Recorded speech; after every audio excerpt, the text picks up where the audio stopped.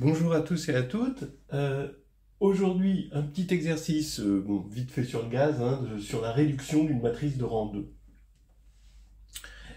On va rappeler un exercice classique qui doit être dans la musette de tout agrégatif, interne ou externe. Si M est une matrice carrée sur un corps K de rang 1, alors M est diagonalisable si et seulement si la trace de M est différente de 0. Bon. Je rappelle pour se mettre en jambe comment ça se passe. On a le rang de M est égal à 1, ce qui veut dire que ce qu'on appelle la multiplicité géométrique de 0 pour M, qui est la dimension du noyau de M, eh bien c'est n-1 par la formule du rang. Donc, comme on sait que la multiplicité algébrique de 0, c'est-à-dire la multiplicité de 0 comme racine du polynôme caractéristique de M, est supérieure ou égale à la multiplicité géométrique, donc supérieure ou égale à n-1, eh bien ça veut dire que qui M est de la forme x puissance n-1, facteur de 1x moins mu. Ben oui, 0 est racine d'ordre au moins n-1 dans qui M, et il reste une racine, comme qui M est unitaire, il va rester un polynôme unitaire de degré 1, que j'écris x moins mu. Et mu, c'est la racine mystère. Ça peut être 0, ça peut être non nul. Qu'est-ce qui va faire la différence? Justement la trace. Mu, au final, c'est 0 plus mu, donc c'est la somme de toutes les racines avec multiplicité de qui M. Donc c'est aussi, on le sait, la trace. Et bien, maintenant qu'on sait ça, soit trace de M égale 0, voilà. Dans ce cas-là, ça veut dire que mu égale 0, donc xm égale x puissance n. Donc la multiplicité algébrique de 0 est strictement supérieure à la multiplicité géométrique, et on sait par un critère de diagonalisabilité que m est non diagonalisable. Soit la trace de m est différente de 0, et dans ce cas-là, à la fois en 0 et en mu, on va avoir exactement l'égalité entre les multiplicités algébriques et géométriques. C'est-à-dire ici on a n-1 en 0, et en 1, bien, la multiplicité algébrique forcément c'est 1, parce que mu est différent de 0, et la multiplicité géométrique, elle est coincée toujours entre 1, quand on a une valeur propre, et la multiplicité algébrique, donc c'est forcément 1. Donc, d'après le critère de diagonalisabilité, M est diagonalisable. Voilà, bon, ça c'est, je dirais c'est un classique, vaut mieux le savoir.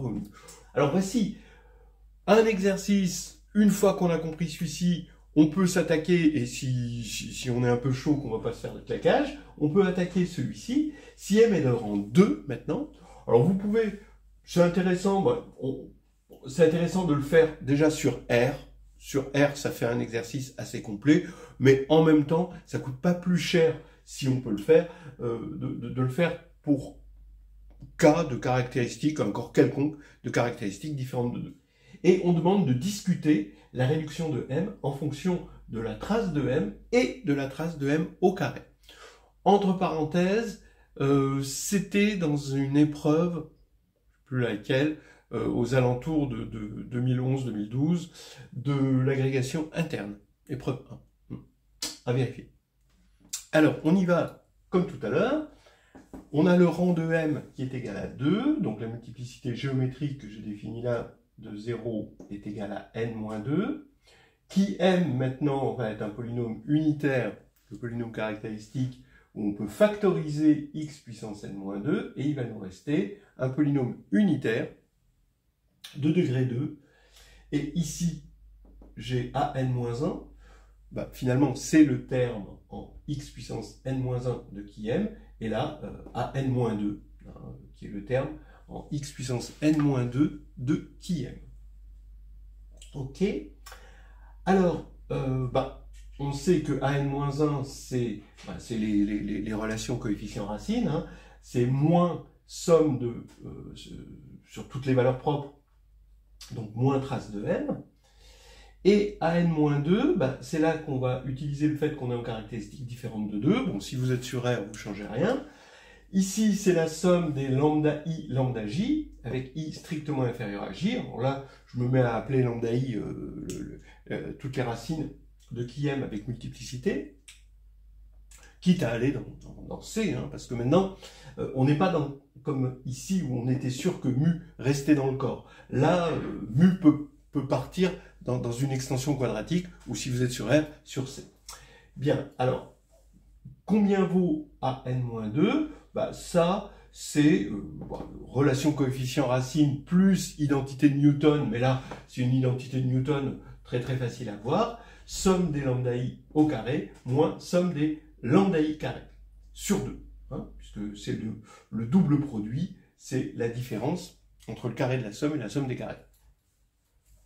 Donc ça nous fait que AN-2, c'est, alors ça, ben, on a vu que c'était l'opposé de la trace, mais au carré ça se voit plus, donc ça fait trace de m au carré, moins, et ça c'est la trace de m au carré.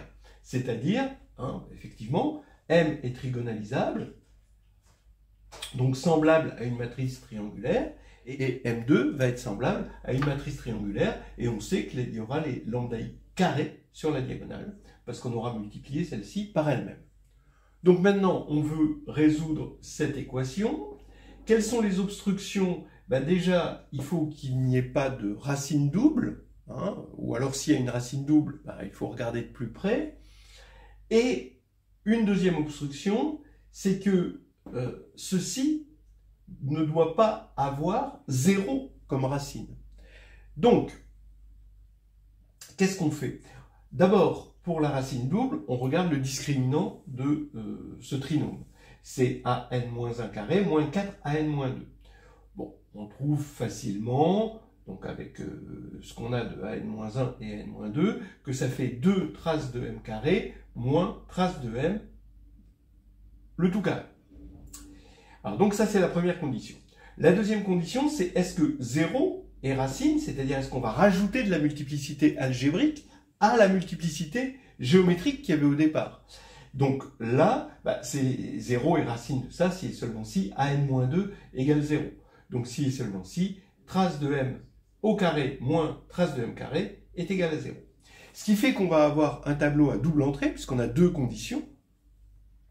Je vous rappelle, d'ailleurs, c'est amusant, hein, ces deux conditions sont des conditions sur des formes quadratiques sur l'espace des matrices carrées d'ordre n, de taille n. Regardez, ici, hein, ça c'est une forme quadratique, c'est homogène de degré 2, et ça c'est une autre forme quadratique. Donc, on ramène la réduction de matrice de rang 2 à une étude de forme quadratique. Donc ça c'est amusant. Alors ici, on a différentes zéros. Si c'est différentes zéros, ça veut dire que 0 ne sera pas racine. Donc on aura bien une distinction entre ici et ici. Donc là, au niveau de 0, on va avoir notre relation MA de 0 égale MG de 0. Donc là, on est bon. Maintenant, il faut encore que ici, on ait quelque chose de scindé.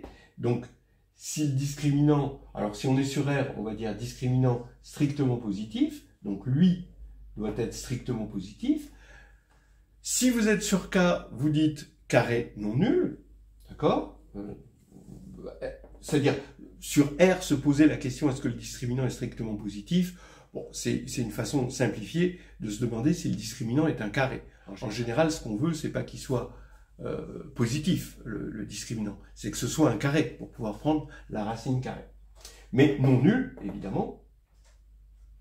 Alors dans ce cas-là, bah, tout est bon, on a tous les indicateurs au vert, ce sera diagonalisable si on a ça et ça.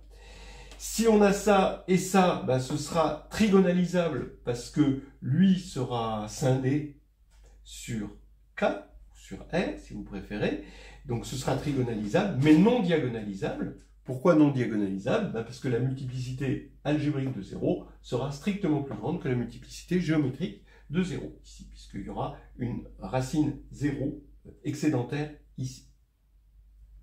Si le discriminant est nul, si delta est nul, alors cette fois-ci, bien, on suppose en plus que ceci est nul. Eh bien, qu'est-ce que ça veut dire? Ben, ça veut dire que la trace de m est nulle et la trace de m au carré est nulle. Puisqu'on a ça qui est nul et ça qui est nul, ben, en résolvant un petit système, on voit que les deux sont nuls, donc trace de m égale trace de m carré égale 0. Bien.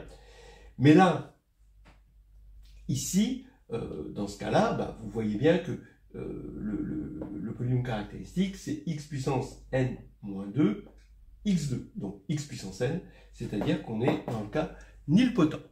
Maintenant, je saute pour l'instant le cas égale 0 et différent de 0 pour lui.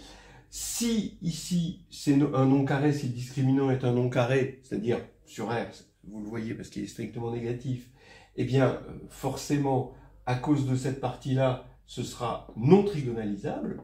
Mais en revanche, si vous remontez sur C ou si vous remontez dans une extension quadratique, bah, ce sera diagonalisable à ce moment-là. D'accord ? Parce qu'on aura des racines distinctes dans C. Et maintenant, bien, si le discriminant est négatif ou non carré, et que ça c'est égal à 0, ben c'est pas possible, parce que si ça c'est égal à 0, ça veut dire que 0 est racine ici, donc forcément il y a une racine, le discriminant, il est forcément un carré. Bien, reste à voir ce cas-là, et bien là, on se pose une question. On ne peut pas le voir directement avec trace de m et trace de m carré. Voilà, c'est pas possible, c'est incompressible à ce niveau-là. Il faudrait voir, on a deux situations, hein. Il faudrait voir si on sait que dans ce cas-là, qui m, bon je vais l'écrire ici, hein, qui m va être égal à x moins, donc ici on va avoir une racine double, qui est non nulle. Donc on va avoir qui mu au carré fois x n moins 2. Avec mu, forcément, ben, c'est la trace de m divisée par 2, puisque la trace de m, ben, c'est que des zéros, on fait la somme des zéros, et de mu, mais deux fois. Donc mu, c'est la trace de m sur 2. Voilà.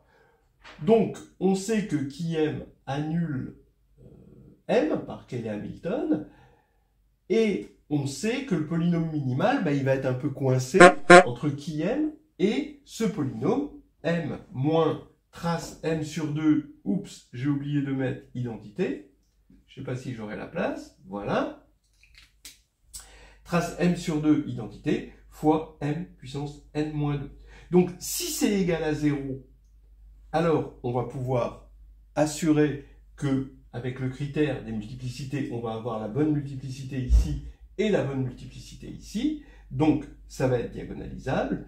Et sinon, si ce n'est pas égal à 0, c'est que le polynôme minimal possède une multiplicité et donc ce ne sera pas diagonalisable, hein, même dans une extension. Ça ne dépend pas de l'extension, hein, de toute façon ici. Voilà. Bah écoutez, c'était peut-être un peu plus périlleux que ce que je pensais, il y a pas mal de cas, ça nous donne pas envie de regarder ce qui se passe en rang 3. Et puis en plus, on serait plus sur des formes quadratiques, on serait sur des formes de degré 3. Donc là, ce serait beaucoup plus compliqué à classifier. Mais en tout cas là, on a fait le job.